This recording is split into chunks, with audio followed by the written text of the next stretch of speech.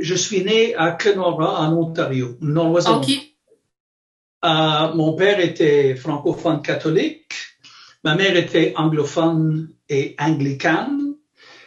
Et pendant plusieurs années, quand j'étais petit enfant, le curé local, les cousins de mon père qui étaient francophones et prêtres et religieuses, ont essayé de trouver un appel qui pourrait peut-être assurer la survie de la langue, de la culture et la religion, sans doute.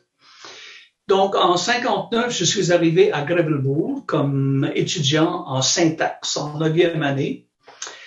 J'arrivais là avec très peu de français. Il faut dire que petit garçon, jusqu'à temps que j'ai presque 5 ans, mes parents, les parents de mon père habitaient avec nous.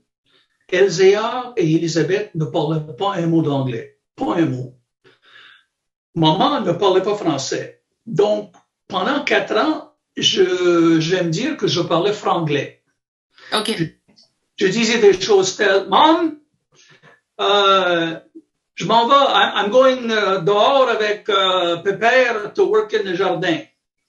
Oui. Et vos enfants aujourd'hui, qu'est-ce qu'il y en est de leur français, leur implication dans la communauté? Est-ce que Les 3 parlent français et les 3 conjoints parlent français en dépit du fait qu'ils sont anglophones. Ah oui! Est-ce qu'ils ont appris après s'être mariés ou ils parlaient français avant? Ben, je veux dire, du côté Edmonton, mon aîné est Edmonton et sa femme Chantal, ils ont 2 enfants. Sacha et Camille parlent tous les 2 français et jusqu'à temps qu'ils arrivent au secondaire, là, leur anglais laissait un peu à désirer. Honnêtement, là, parce qu'à la maison, c'était exclusivement du français. Là, aujourd'hui, à 15-17 ans, mais là, tu fais avec les tablettes et les Ouais. Mais ils sont parfaitement bilingues. Oui, absolument. Donc, ça doit vous rendre fiers, ça. Oui, ils ont fait le chemin des écoles francophones de l'Alberta. Du côté Montréal, mon fils qui ben, lui il me dit, papa, il dit, j'aurais pris un poste de travail à l'école françaiscoise dans l'Est, mais ils ont pris tellement de temps de faire leur idée. Oh. J'avais des dettes à payer, alors je suis allé du côté de l'immersion. Alors, mais par contre, Réal me parle rarement en anglais. On peut se parler en anglais, comme de raison. Sa femme, qui est italienne et donc est trilingue, parle l'italien, l'anglais et le français, et l'italien et le français très convenablement. Ben, l'italien chaud, moins sûr, là. Mais je l'entends parler à ses parents, donc à un moment donné, ils doivent se comprendre. Et les 2 petits parlent français. C'est vrai que le plus jeune, qui est à l'école d'immersion, ben lui, son français, des fois, c'est plus difficile. Mais quand je lui ai parlé une couple de semaines, on a réussi quand même à partager quelques phrases puis à se poser quelques questions. Donc, yeah. Puis Ginette n'a pas eu d'enfant, mais son épouse Michel parle couramment le français. De fait, en arrivant à Montréal, d'Edmonton, d'où elle est native, elle a pris du français d'immersion pendant 1 an à cause de Ginette. Vous parliez de la paroisse tout à l'heure. Est-ce que la religion, ça a une place importante dans votre vie? Toujours eu une place importante. Jeune enfant, ma mère qui était anglicane, mais s'est convertie en amour pour mon père. Il faut dire que j'étais entouré de gens religieux. Les meilleures amies et les cousins de mon père, il y avait la famille Ruet, il y avait 3 prêtres oblats, 3 religieuses oblates et, okay. et un frère coadjuteur. et une vieille fille qui est C'était une pépinière de religieux, là. et je doute peut-être que à un moment donné, m'envoyer à Grevelbourg, il y avait à quelque part là cette aspiration, ce désir. Que vous embrasseriez le clergé. Oui. Mais le collège était, écoute, les oblats, il y avait la messe tous les matins. Il y avait oui. toutes les liturgies possibles et imaginables. J'ai chanté dans la scola, la chorale avec le grégorien. Le grégorien, oui. En 2018, pour le 100e anniversaire du collège, on a demandé à Octopus de venir chanter, puis on a chanté des Vilna au Sacrum Convivium, qui était un chant en grégorien.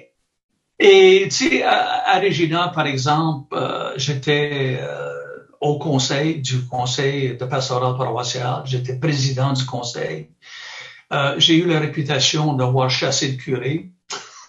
Oh oui! On avait demandé au curé de prendre une retraite partielle, de s'occuper des liturgies et qu'on passe toute la question de la vie pastorale à un agent de pastoral qui nous arrivait quand même avec un tas d'expérience dans le domaine. Il a dit oui. Une semaine plus tard, il était parti. Littéralement, physiquement parti. Ah oui, alors, ça n'a pas pris de temps? Alors, l'évêché m'a approché comme président du conseil de la paroisse.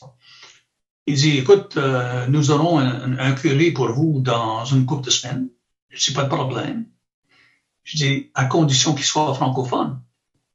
Ah, ben là, je dis, écoutez, monsieur le curé, monseigneur, c'est monseigneur.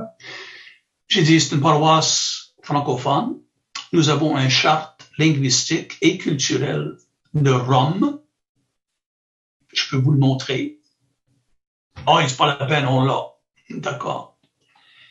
Il nous a même menacé, de fermer la paroisse. Ben voyons donc. Il dit, allez-y, mais nous, on part pas. Parce que je dis, ce que vous ne savez pas, c'est qu'une paroisse n'est pas une église ou un édifice. Une paroisse n'a rien à faire avec un diocèse. Une paroisse, c'est un rassemblement communautaire autour de la parole de Dieu. Ça n'a rien à faire avec un building, ça n'a rien à faire avec la Bible, ça n'a rien à faire avec les évangiles, ça n'a rien à faire avec ça. Absolument rien. On a tenu plusieurs mois. Finalement, on a eu un Polonais qui pouvait dire l'essentiel de la messe. Et nous, les laïcs, on faisait les lectures, y compris l'Évangile, et on faisait l'homélie. Et donc, vous avez pris les choses en main. Oui. Mais ça démontre que même au sein de la paroisse, la défense des droits des francophones est importante. Une journée, j'ai écrit un grand article, ça remplit toute une page du Reader Post, Star Phoenix, Prince Edward Herald et Moose Jaw Herald. Est-ce que l'Église catholique est responsable de l'assimilation des francophones en Saskatchewan? Je me fais traîner devant le sous-ministre et le ministre pour me faire taper sur les doigts. Il y a eu une lettre de censure dans mon dossier permanent. J'ai dit, ça n'a rien à faire avec mon travail. Ça n'a rien à faire avec ma vie privée. Ah, toi, comme fonctionnaire, tu peux rien dire.